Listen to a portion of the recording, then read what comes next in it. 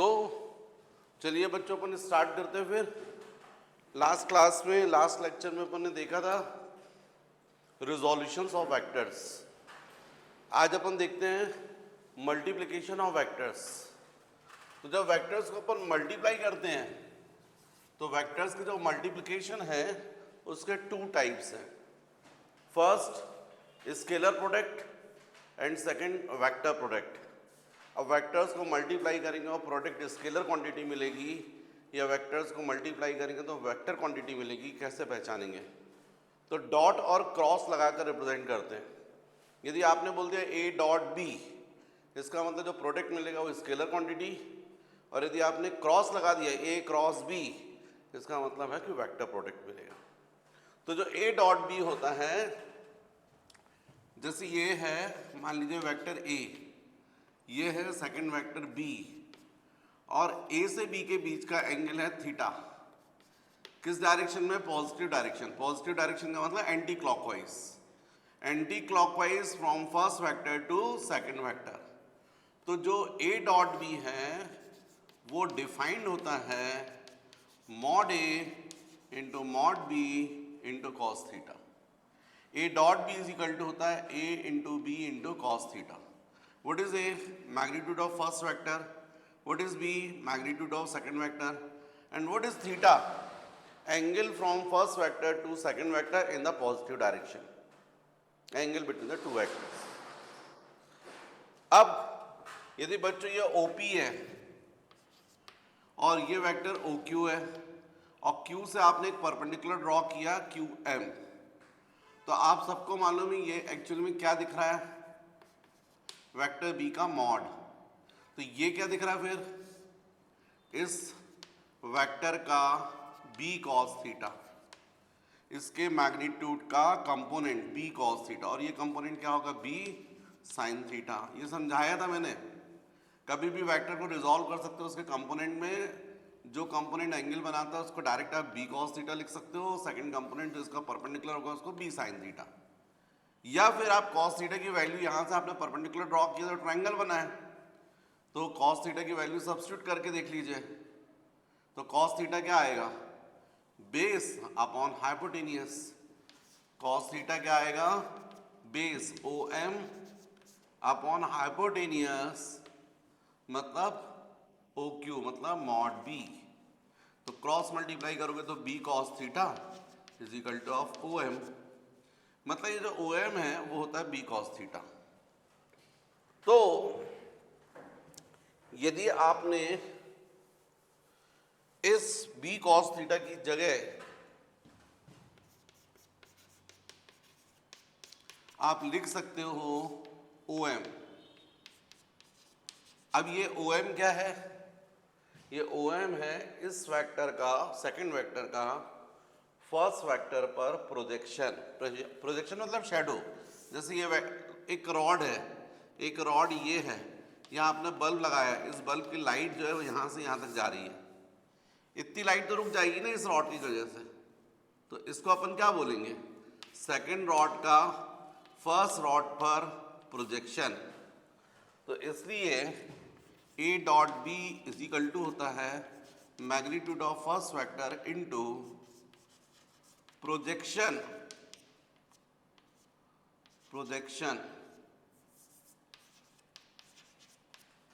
of second vector on first, ये होता है। फिर नेक्स्ट थर्ड,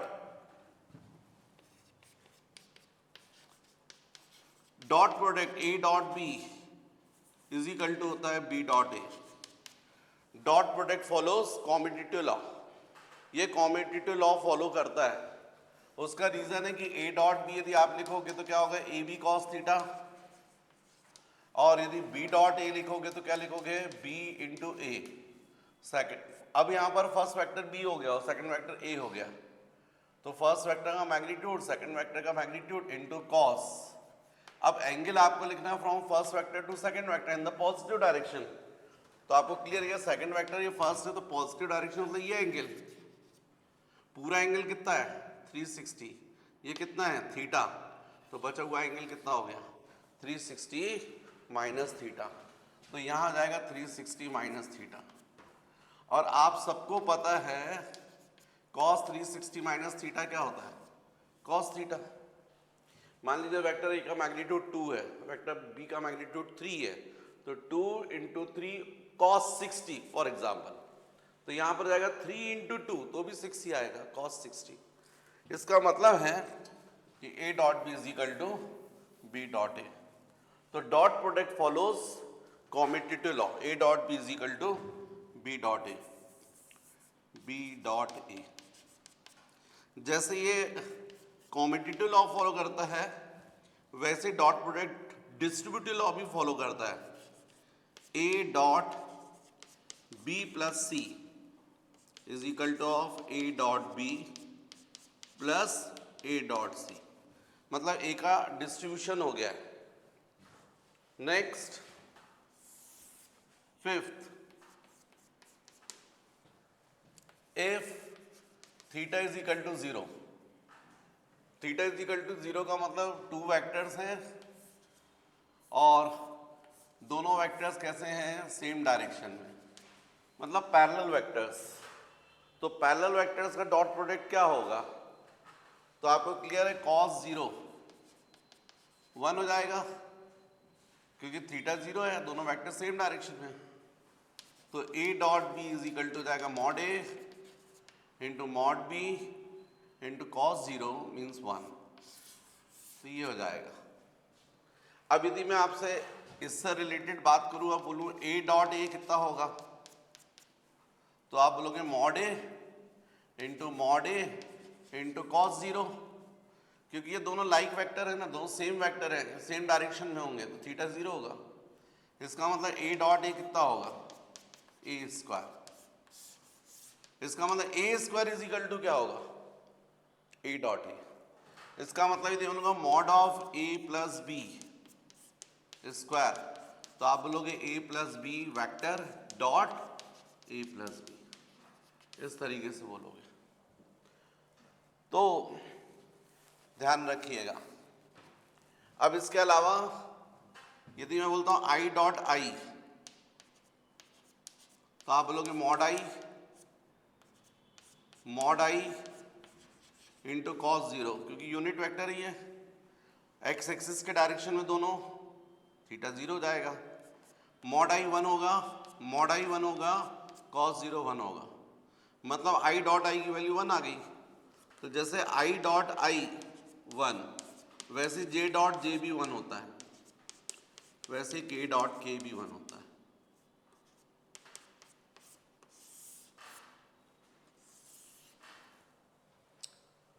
फिर नेक्स्ट 6,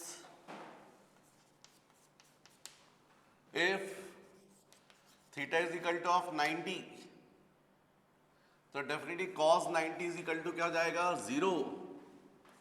तो फिर थीटा इज इक्वल टू 90 मतलब dot product of two perpendicular vectors, दोनों वेक्टर्स एक दूसरे के कैसे हैं परपेंडिकुलर है। तो फिर इस कंडीशन में a dot B is equal to जाएगा 0, क्योंकि mod a into mod b into cos 90 0 हो जाएगा, तो 0 हो जाएगा। तो कभी भी टू वेक्टर्स को यदि आप मल्टीप्लाई करते हो उनका डॉट प्रोडक्ट 0 आएगा, इसका मतलब गिवन वेक्टर्स कैसे हैं परपेंडिकुलर वेक्टर्स हैं। मतलब यदि मैं i डॉट आई बोलूँ, सॉरी i डॉट जे, तो आप बोलोगे मॉड आई into mod J into cos 90, क्योंकि i एक्स एक्सिस के डायरेक्शन में और j y एक्सिस के डायरेक्शन में, इसलिए थीटा 90 होगा, cos 90 0 होगा तो 0 आ जाएगा। तो जैसे i डॉट जे 0 होगा वैसे j डॉट के भी 0 होगा, वैसे i डॉट के भी 0 होगा। तो हमेशा परपेंडिकुलर वेक्टर्स का डॉट प्रोडक्ट कितना होता है 0 होता है। Next, if vector a is equal to axi plus ayj plus azk, vector b is equal to bxi plus byj plus bzk, तब इनका dot product a dot b। तो आप इसको करके देखिएगा, A x I plus A Y J plus A Z के dot B x I plus B Y J plus B z के। तो पहले ए एक्स आई को इसमें मल्टीप्लाई करोगे तो a x i dot B x i हो जाएगा, तो आई डॉट आई 1 हो जाएगा, तो केवल क्या बचेगा ए एक्स बी एक्स। फिर ए एक्स आई को इससे मल्टीप्लाई करोगे तो हो जाएगा a x b y i dot j 0 होता है। फिर इसको मल्टीप्लाई करोगे a x i dot b z के, तो आई डॉट के 0 हो जाएगा। तो कुल मिलाकर जब ए एक्स आई को यहां मल्टीप्लाई करोगे तो केवल क्या बचेगा ए एक्स बी एक्स। ऐसे जब ए वाई जे को मल्टीप्लाई करोगे तो बचेगा ए वाई बी वाई, और ए जेड के को जब मल्टीप्लाई करोगे तो बचेगा ए जेड बी जेड। तो कुल मिलाकर इन दोनों का डॉट प्रोडक्ट होता है ए x B x plus A Y B Y plus A Z B Z.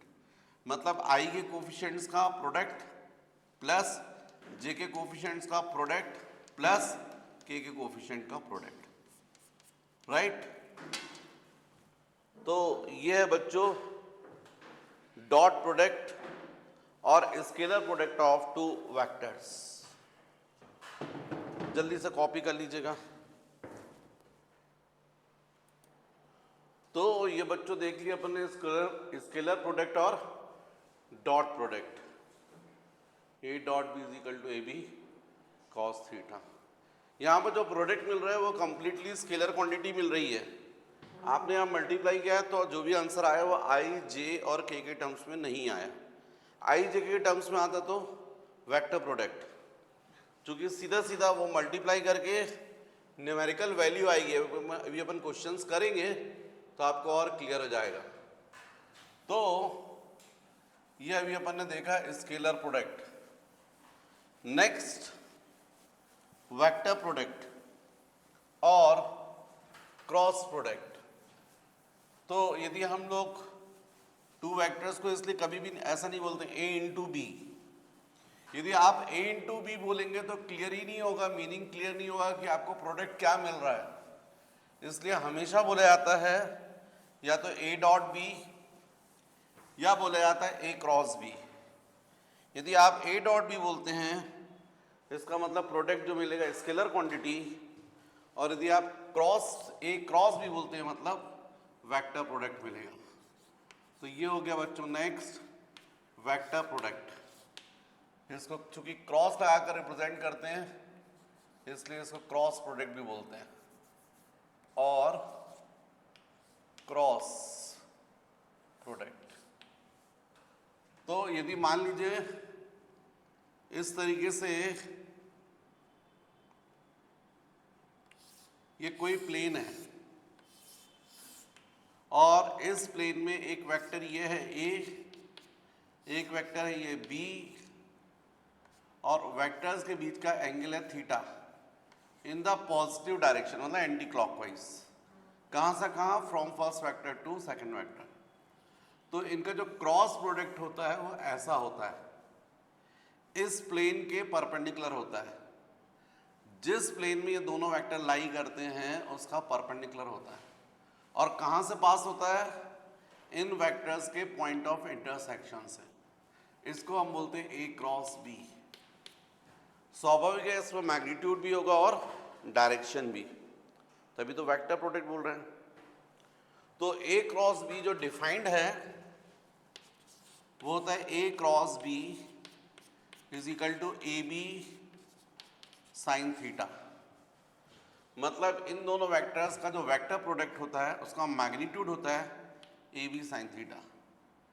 और चूंकि डायरेक्शन भी बताना है तो हम लोग मल्टीप्लाई कर देते हैं into unit vector normal to plane, इस प्लेन के परपेंडिकुलर। तो चूंकि ए बी साइन थीटा को आप 1 से मल्टीप्लाई कर रहे हैं तो मैग्नीट्यूड पर कोई फर्क नहीं पड़ेगा, पर डायरेक्शन डिसाइड हो गया इसका। तो a cross b is equal to होता है a b sine theta into unit vector along the normal direction. फिर बच्चों a cross b is not equal to b cross ए।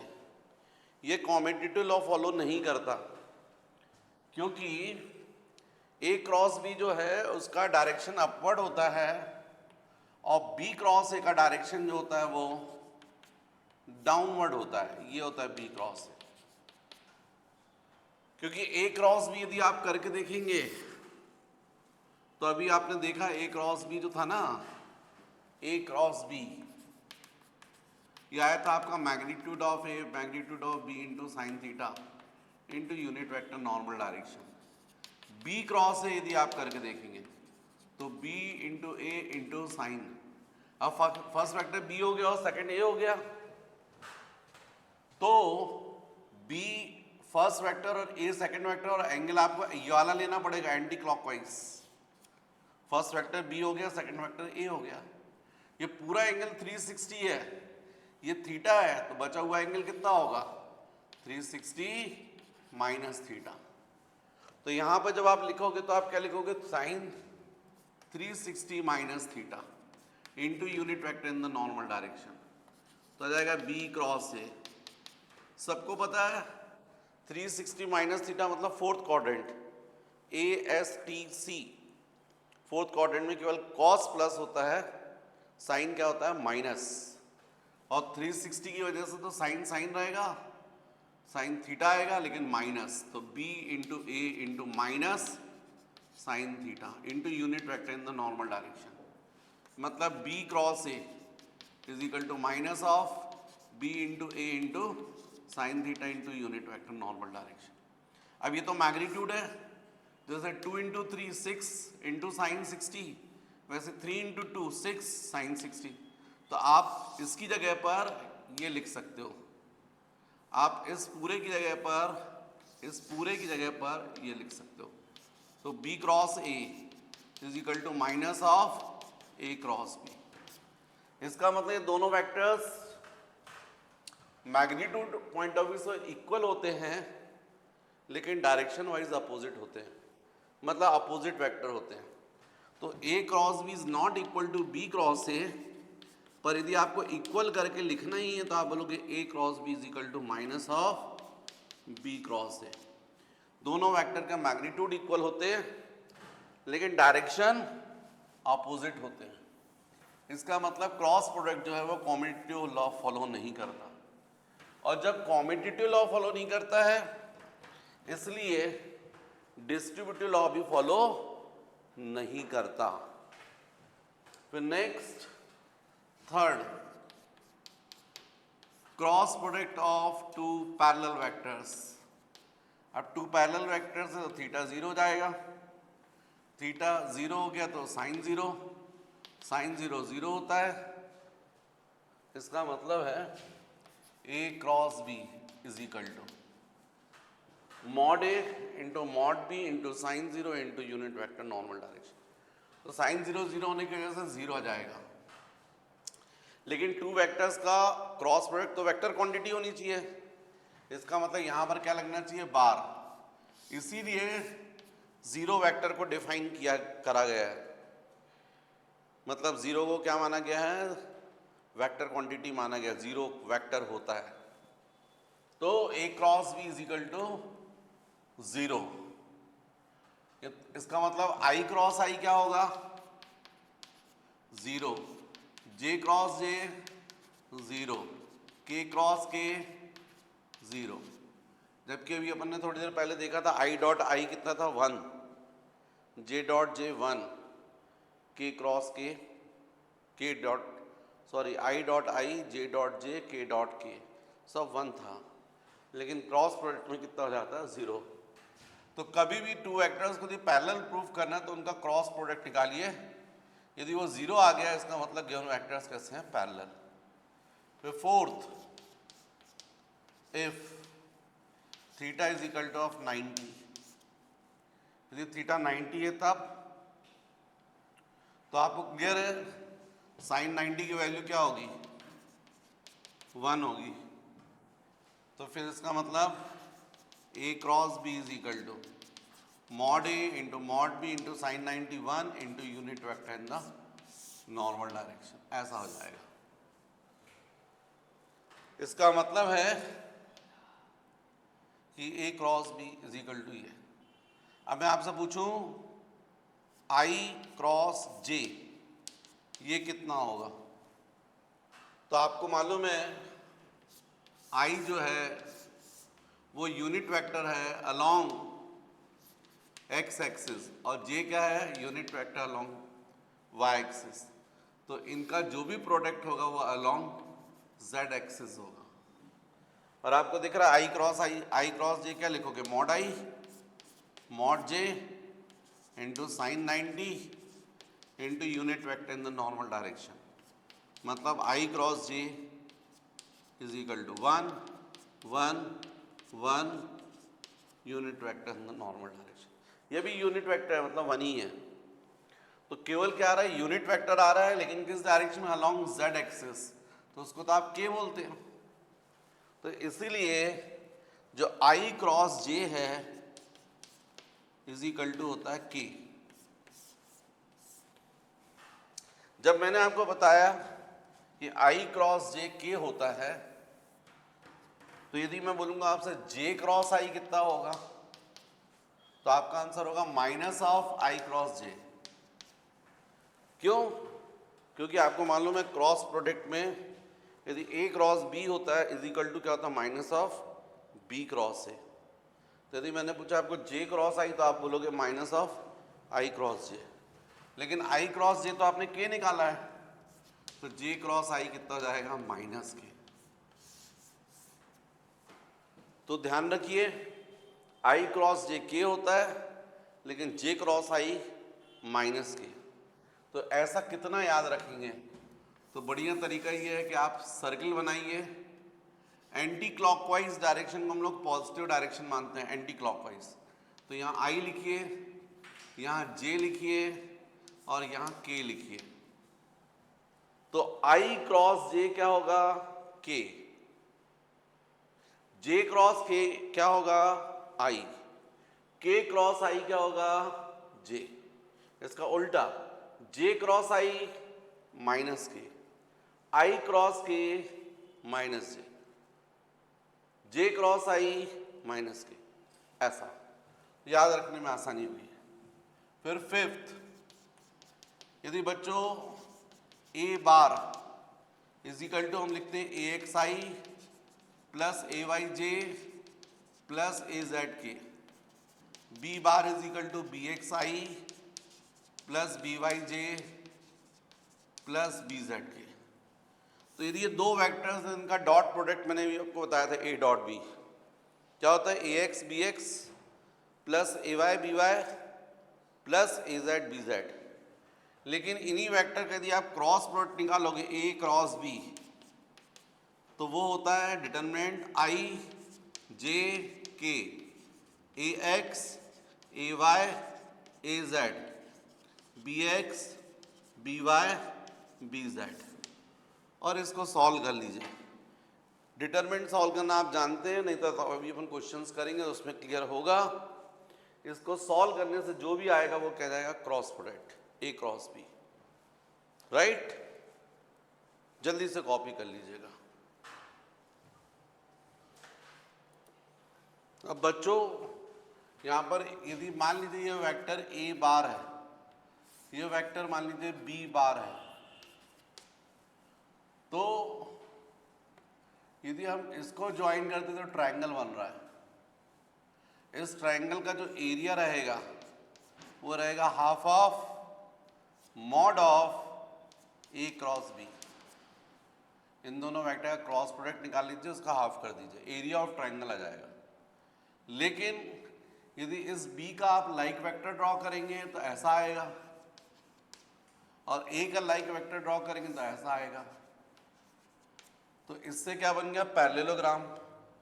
इस पूरे पैरेललोग्राम का जो एरिया है वो हो जाएगा A cross B, mod of A cross B। यदि mod of A cross B का हाफ कर दोगे तो इस ट्रायंगल का एरिया या इस ट्रायंगल का एरिया आ जाएगा। लेकिन यदि आप जस्ट डबल कर दोगे तो ये एरिया प्लस ये एरिया, मतलब पूरा एरिया ऑफ पैरेललोग्राम आ जाएगा। दो ट्रायंगल बन रहे हैं ना पैरेललोग्राम में, इसका एरिया और इसका एरिया इक्वल है। यदि किसी एक का एरिया निकाल कर डबल कर दोगे ट्वाइस, तो 2 2 कैंसिल हो जाएगा, दिया जाएगा। तो ए क्रॉस बी से पूरा एरिया ऑफ पैरेललोग्राम आता है और हाफ करने से एरिया ऑफ ट्रायंगल आता है, ध्यान रखिएगा। तो चलिए अब अपन वेक्टर्स पर बेस्ड क्वेश्चंस कर सकते हैं।